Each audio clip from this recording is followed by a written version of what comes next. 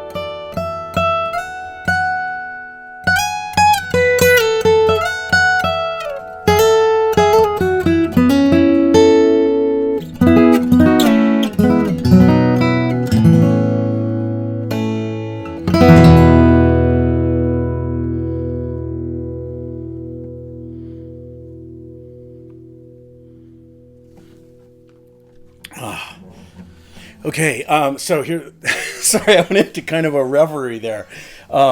This guitar has a wonderful voice, a lot of sustain, as you could hear there. It's made out of, the top is Carpathian spruce, and the back and sides are Brazilian. The neck is mahogany, and pretty much everything else on there is ebony, binding, bridge, and fingerboard. This is a really neat set because it comes from a stump, I assume. It had some water intrusion stains in it. So it's got this like little black flower at the bottom here. And then the sapwood, I don't know, it's a quarter sawn set largely. It kind of runs out a quarter here, but I mean, I would call this, and given the leeway we give ourselves describing quarter sawn for backs and sides on guitars, I'd say this is a quarter sawn-ish set.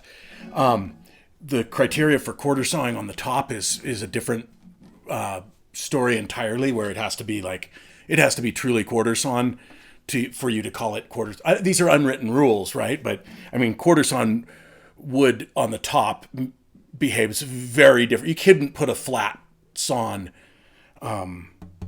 spruce top on a guitar. It just wouldn't work. It wouldn't be strong enough. It requires it be cut in that particular orientation to the tree to work as top wood. And the closer it is to perfect, generally speaking, the better it is. I should do a little video on what exactly these terms mean, because I think a lot of people just take it, they're just words and we associate them with certain looks. But all I mean to say is that I think as guitar makers and in the guitar world, backs and sides, which are not quite as dependent on their grain orientation, will be called quarter sawn if they're pretty close within, say, 30 degrees of vertical, whereas the front needs to be dead vertical. Does that make any sense? I don't know. Back to this guitar. It's a wonderful sounding instrument, and I had a cool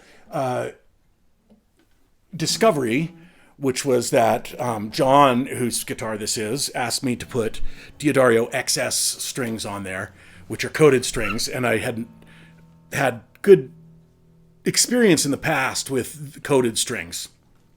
And so I said, of course I would, yes. And I got some, and I did the setup and everything with my regular Diodario phosphor bronze uncoated strings. And I thought the guitar sounded great, but when I put these XS strings on there, I like them better. They have a different sound, although I thought they were supposed to be basically sound the same. They definitely have a richer sound, and there was a edge of, pardon me, brassiness to the other, to the uncoated strings that these don't have. They have this like really, really nice, warm, fat sound right out of the bag. So I usually like strings after they're about a week or 10 days old. But yeah, so Diodario XS, maybe they've come a long way since I remember the old ones I used to play. I can't remember what brand they were. They were blue, in a blue box, but they would fray, and I would get these little flags hanging off them, and that didn't work for me. Okay, let me play a little bit more.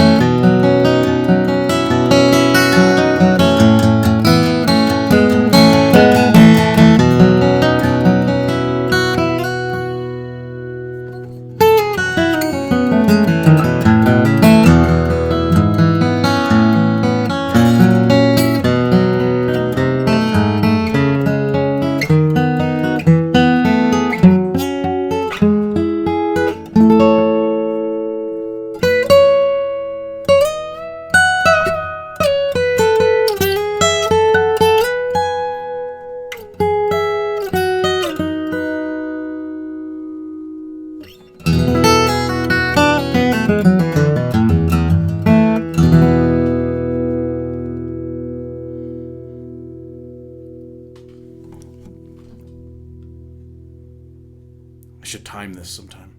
It's still going. And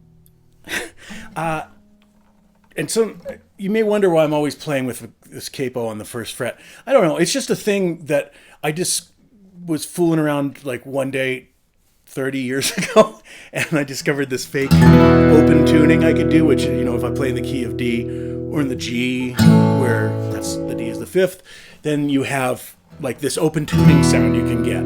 And I've made up so many songs and little noodly things that I do in this tuning that I play 90% of the time with my guitar tuned like this. So that's just how I have come to play.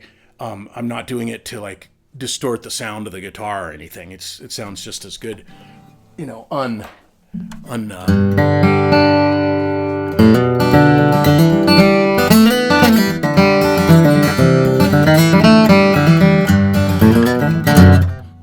See, I can't play it.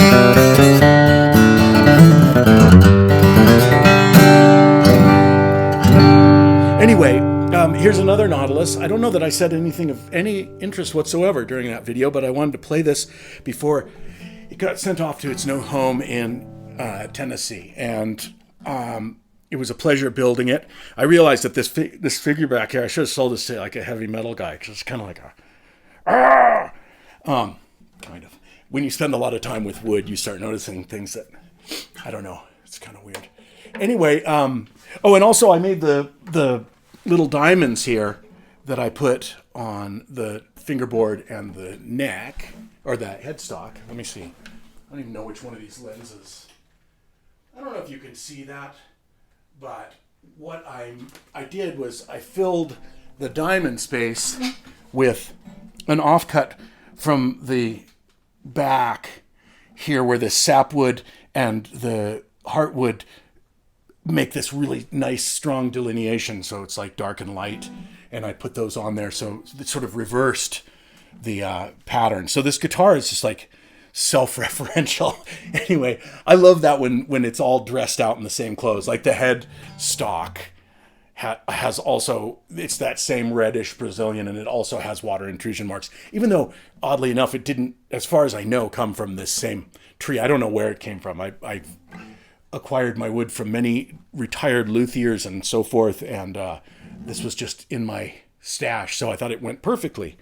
Thank you for watching, And I will see you next with a mahogany Nautilus, which I'm excited to play and compare to all the recent rosewood ones I've been building. So take care. Thank you.